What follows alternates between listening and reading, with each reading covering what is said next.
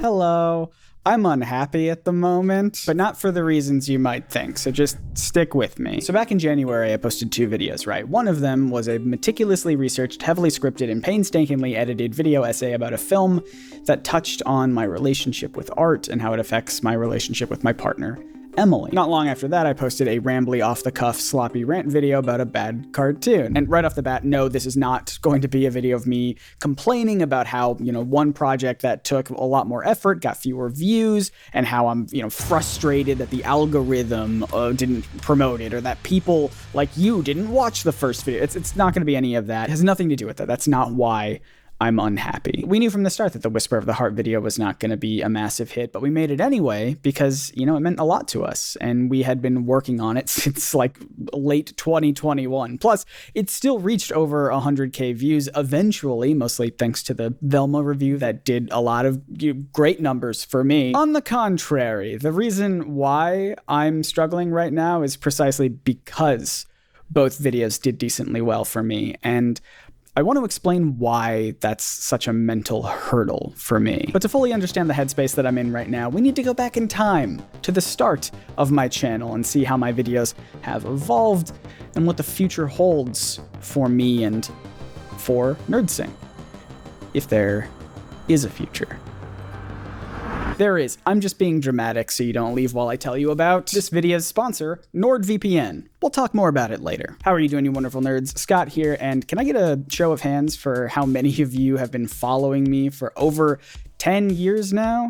There's gotta be like 2 or 3 of you out there still from my dorm room days. To put it into comic book terms, since people want me to talk about comics more, this was the golden age of NerdSync. The quality wasn't the best, but boy, I was just pumping out content. I would say around 2014 to 2016 is maybe the silver age of NerdSync, where the quality definitely got better, and the channel grew a ton, and overall, I somehow managed to post 2 to 3 videos per week, along with a podcast. How did I do that? Well, I think partly it was because all I did was stand in front of a wall and formatted each video to be nearly identical, but as it turns out, the real secret was a lack of self-awareness. I had hundreds of thousands of subscribers back then, still do, but I acted like I only had a dozen subscribers. So my research was very bare bones, and my scripts just sort of stopped short of actually saying anything of substance. I don't know. That's how I look at them now when I think back to it, but I don't know, maybe I'm wrong. But at some point, that mentality sort of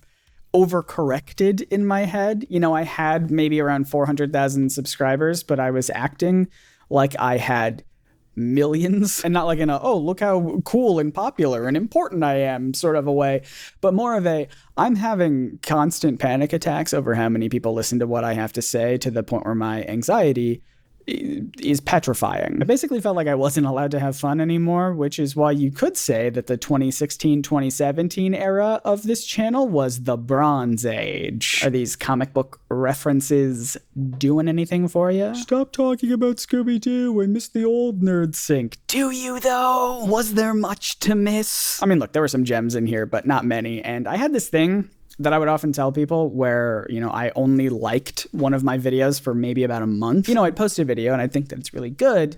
And then after 30 days, I would look back on that video with eyes full of perfectionism and therefore disdain. I would see all of the things that I wish I could change about the video. And I think in large part that was due to reading the comments and seeing where people either misinterpreted what I said or argued a point that I should have addressed but didn't. And this only furthered my anxiety about the platform that I was growing. I was disheartened by my work, and it barely paid the bills anyway. But oh, what's this? A NerdSync soft reboot approaches. Yeah, so around 2019, I decided to focus on longer, more in-depth videos with props and multiple sets and music that wasn't just the same loop played over and over again. Videos took longer to write, shoot, and edit, but I was finally starting to be proud of what I made for longer than a month. These videos, these are bangers still today. I think. And sure, in 2020, I only made a grand total of 6 videos, but there was a lot going on that year. And focusing on those 6 videos allowed me to experiment with different topics like Scooby-Doo and Bob Ross. One of those topics did really land with a lot of you, which, thank God, because previously all I could do was shout my hot takes at Emily. I think people are too mean to Scrappy-Doo.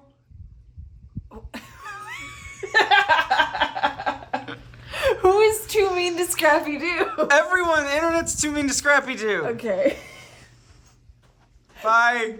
Bye. And not every video did numbers, but enough of them did that I felt like this was the final direction of my channel. Long-form video essays that explore art through curiosity and vulnerability. I even made that my channel's new slogan, making those read between the panels mugs obsolete if it'll go in focus. These mugs. I don't even think it went in focus. That wasn't planned. That wasn't a bit. That hurt, man.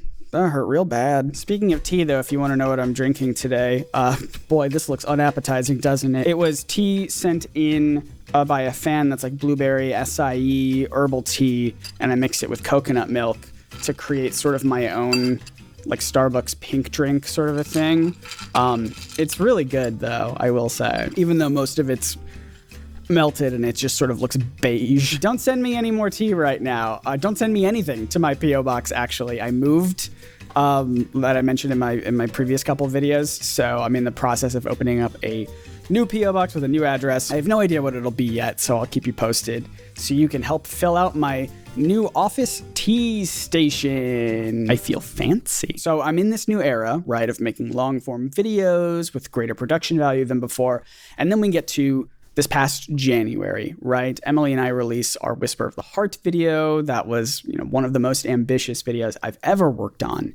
And it struggles to break 10K in its first couple of weeks. And again, I knew that would happen. It wasn't a huge deal. But then, just for fun, I make this completely unscripted Velma review, and it breaks 100,000 views in its first day. And this scenario sort of hits on something I've been working through in therapy lately. So how I said that I've been consistently proud of my long-form video essays compared to my earlier videos that I was only proud of for like a month tops? Well, so there's a giant caveat to that. It sort of feels silly to admit, but it shouldn't, right? Because, so one of the biggest factors in whether or not I'm proud of a video is how well it performs. Now, that doesn't have to mean view numbers. It can mean how many DMs and emails I get from people telling me, how much they liked a video and how much it impacted them positively, especially if other creative people that I look up to reach out and shower me with compliments. That means the world to me. It really does. But oftentimes it does mean views. And I don't know if that's just my brain being broken by YouTube analytics and social media numbers, but that's a bird clock. New place, same bird clock. But that's the reality of it. So when I put out that hastily produced Velma review and it instantly started doing numbers for me, I did not care that I barely spent any time on it. I didn't care that I recorded it over 2 different sessions while we were in the middle of moving. I didn't care that there was no background music or flashy visuals. All that I cared about was that you all were responding well to it. And that's when I realized that my most recent videos might be making me deeply unhappy. You see, even though I look back at my early videos and see a dork with hair that looks like a poop emoji who isn't aware of the platform that he had and cranked out as many videos as possible while trying to be apolitical, I also see a person who was happy. It's like a robot right before they gain sentience and start questioning their existence. This guy's just vibing. He's never gonna die. What even is death? I'm not gonna look that up. Sounds like a bummer. I envy this dude in a way. I was able to make a video one week and then leave it behind completely and make a new video next week. I mean, sure, like I said, I wasn't really proud of any video for longer than a month, but does that mean that the videos were bad? And I was looking back at them, realizing how bad they are? Or does that mean that I was making so many that I was able to improve my writing and researching and editing at a rapid rate, month over month, specifically because I was making so much? Maybe it's both. Maybe it's a little of both. But meanwhile, today, I sometimes go months between new videos, and it creates this sort of negative snowball effect, right? It's been so long since I posted a video that I feel like my next one needs to be worth the wait, which only makes me spend even more time writing it and editing it to the point where the wait becomes longer and the pressure to make it worthwhile becomes greater, and so on and so on. And look, I am so thankful for you all as followers and fans who care about me and my mental health. Like, literally anytime I post an update on an upcoming video, there's always a handful of people in the replies telling me to take my time and don't rush it, don't stress myself out. And that really does mean a lot to me. I guess I'm just sort of wondering if it's better for my mental health if I do rush my videos. And that is 100% not an invitation for any of you to start demanding more uploads from me, you little scoundrels, all right? I just think sometimes quantity might be better than quality. I mean, don't get me wrong, I still want to make longer, highly produced videos. Those are extremely creatively fulfilling to me in ways that shorter videos aren't. But I don't know, I don't want to do them for every upload. You know, in fact, my current podcast that I do with my buddy Tristan from Step Back called It's Probably Not Aliens, links below, that has helped me see the benefit of just making something every single week. If you've not listened to an episode, my job on the show is to be the host who knows nothing about the subject. And I just ask questions and make jokes while Tristan does the heavy lifting debunking ancient aliens theories. Am I always entertaining? I would like to think so, but truthfully, it doesn't matter because we're going to do the same thing again next week and the week after that until we're dead, because it's taken us like a year and a half to even get through the first season of Ancient Aliens, and that show has as many seasons as the Duggar family has kids, 19 and counting. And just like the Duggars, some of them are truly terrible.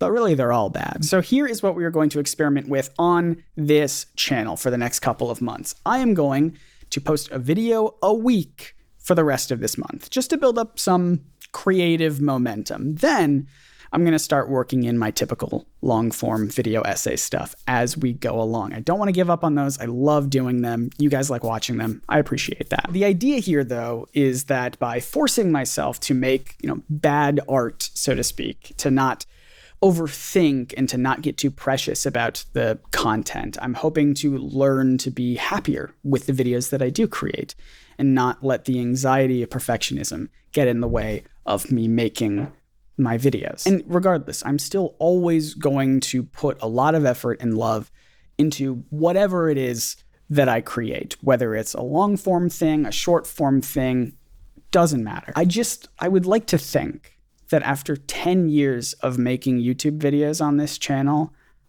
I am good enough at it that I don't have to give 200% to every single thing that I make to prove that my voice has value. So I hope that you watch my upcoming videos and I hope that you enjoy them, but I mainly hope that even if you don't, that I will not have as much time to linger on them before moving on to the next one, or before telling you about today's sponsor, NordVPN. Go to nordvpn.com/nerdsync to get 4 extra months of your online security subscription for free as an exclusive gift.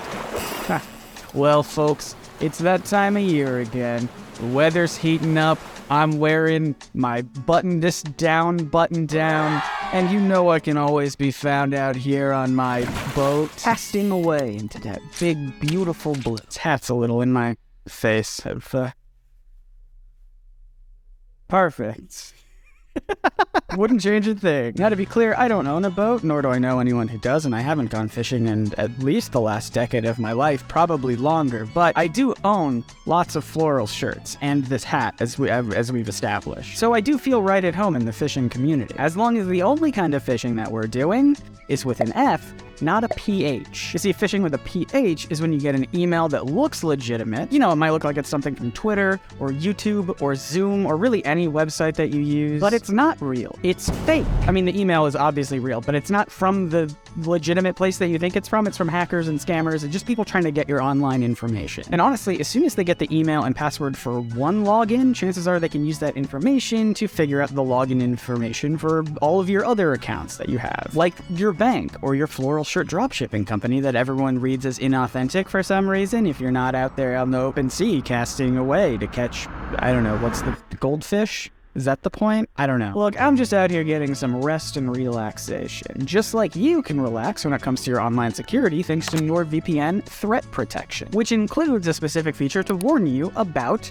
phishing links, as well as also including features like a blocker for malicious ads, and dark web monitoring so that you're alerted if passwords get leaked. And let's not forget all of these features come with a robust VPN, so you can protect your data and unblock content on streaming services that might only be available in countries that you are not in. So head on over to nordvpn.com/nerdsync and check it out. The best part is you can try it risk-free because Nord has a 30-day money-back guarantee, so you can try it for yourself and decide. NordVPN is privacy-focused. They have 24/7 customer support. They're available on pretty much every major platform. They got it all.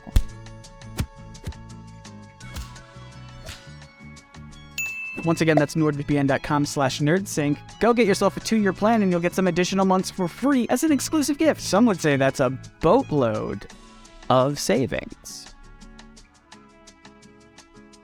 Do you think I spend too much time on these ads? I just want to make them fun so people watch them. Okay, bye. Let me know what you all think about this in the comments. By the way, I mentioned that I don't like reading comments anymore these days. That doesn't mean you shouldn't leave them, because Emily does read the comments and she tells me what all the best ones are. And by best ones, I don't mean ones that praise me. It's mostly the funniest ones. She reads me the funniest ones. So you can still leave funny comments if you want. Thank you so much for watching. I really hope this wasn't the first video of mine that you've ever seen. That would be weird. But once again, my name is Scott, reminding you to explore your favorite art through curiosity and vulnerability. See ya.